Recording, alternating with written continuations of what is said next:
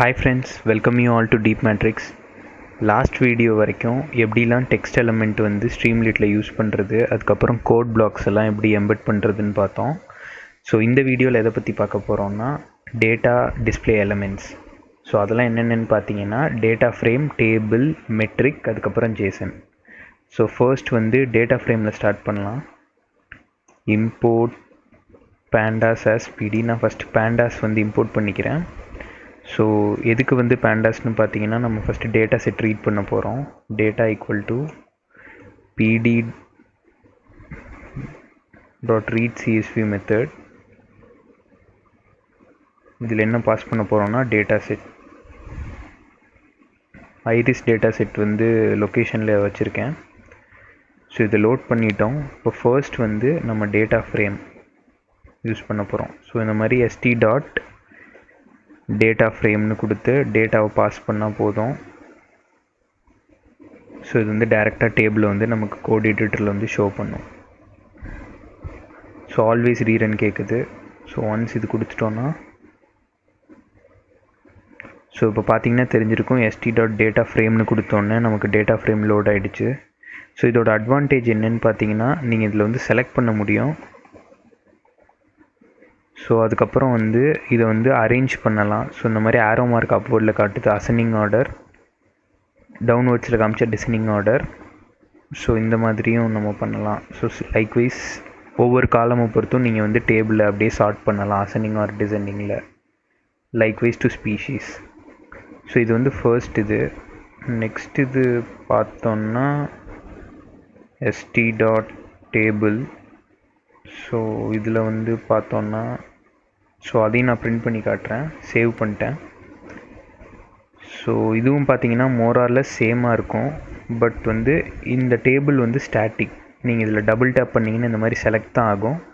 Whereas data frame வந்து double tape பண்ண இந்த மாதிரி நம்மளால் அசெண்டிங் டிசெண்டிங்னு நம்மளால் அரேஞ்ச் பண்ண முடியும். வேறஸ் வித் டேபிள் வந்து இது ரொம்ப ஸ்டாட்டிக்காக இருக்கும்.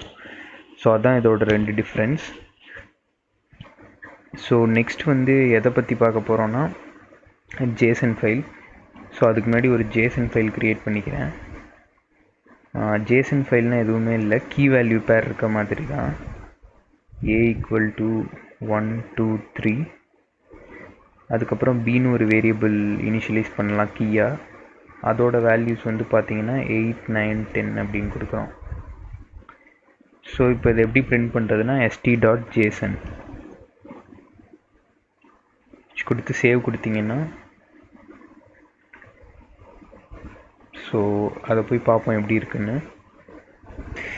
ஸோ இப்போ பார்த்தீங்கனாலே தெரிஞ்சிருக்கும் ஒரு நார்மல் ஜேசன் ஃபார்மேட்டில் இருக்குது. இதை நீங்கள் வந்து கீ வேல்யூ பேர்ஸ் இந்த மாதிரி நம்ம பாஸ் பண்ணிக்கலாம். ஸோ இது வந்து எதுக்குன்னா நம்ம ஜஸ்ட் ஷோ பண்ணுறதுக்காக டேட்டா செட்டில் ஏதாச்சும் இருந்தால். So last but not least st dot metric. இந்த மெட்ரிக் வந்து எப்படின்னு பார்த்தீங்கன்னா நம்ம அந்த ஸ்டாக் மார்க்கெட் அதிலெல்லாம் பண்ணுற மாதிரி இது பண்ணலாம். ஃபார் எக்ஸாம்பிள் நான் இப்போ ஆப்பிள் ஷேர்னு எடுத்துக்கிறேனே. ஸோ இப்போ கரண்ட்டாக வந்து $70 இருக்குது, அந்த மாதிரி கொடுப்போம்.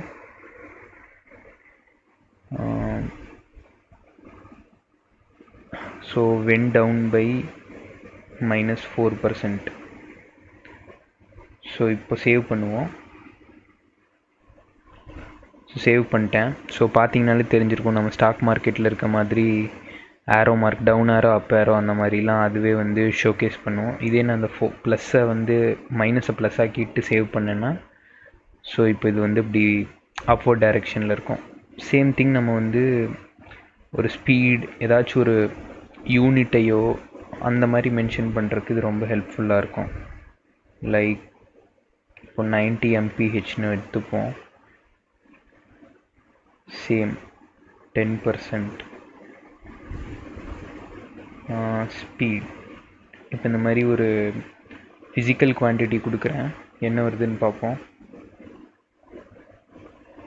ஸோ பார்த்தீங்கனாலே தெரிஞ்சிருக்கும் உங்களுக்கு இந்த மாதிரி அடுத்தடுத்து வந்திருக்கு. அதே மாதிரி இங்கே நான் ப்ளஸ் மென்ஷன் பண்ணியிருக்கிறதுனால இது வந்து அப்வர்ட் ஆரோவில் இருக்குது.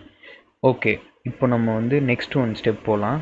ஸோ இப்போ இது வந்து கீழே வந்திருக்கு, அதாவது டவுன் டு டவுன் வந்திருக்கு. ஸோ இப்போ இது வந்து பேரலல் ஆக்க போகிறோம். அதாவது இது ரெண்டத்தையுமே ஒரே லைனில் கொண்டு வரலாம். அதுக்கு என்ன பண்ணுறது அப்படின்னு பார்ப்போம். ஸோ அப்போ வந்து ஃபஸ்ட் கால் 1 காலம் 2 2 காலமாக பிரிச்சுக்கலாம் ஒரு ரோவை. ஸோ அதுக்கு முன்னாடி வந்து st.column அப்படின்னு ஒரு கீவேர்டு இருக்குது.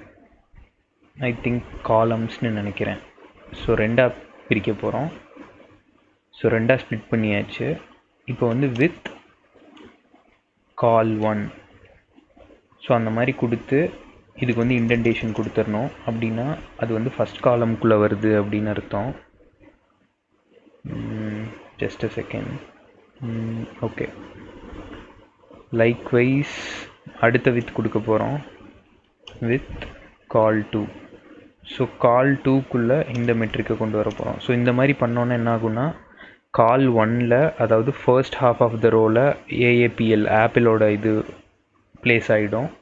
இந்த காலம் 2 என்ன தான் நம்ம இங்கே எழுதியிருந்தாலும் இந்த இடத்துல அந்த அது போய் ரீப்ளேஸ் ஆகிக்கும். ஸோ நான் இப்போ சேவ் பண்ணுறேன், நீங்களே டிஃப்ரென்ஸ் பார்க்கலாம்.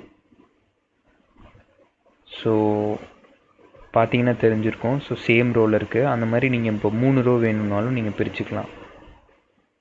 லைக்வைஸ் கால் 3 கொடுத்துட்டு 3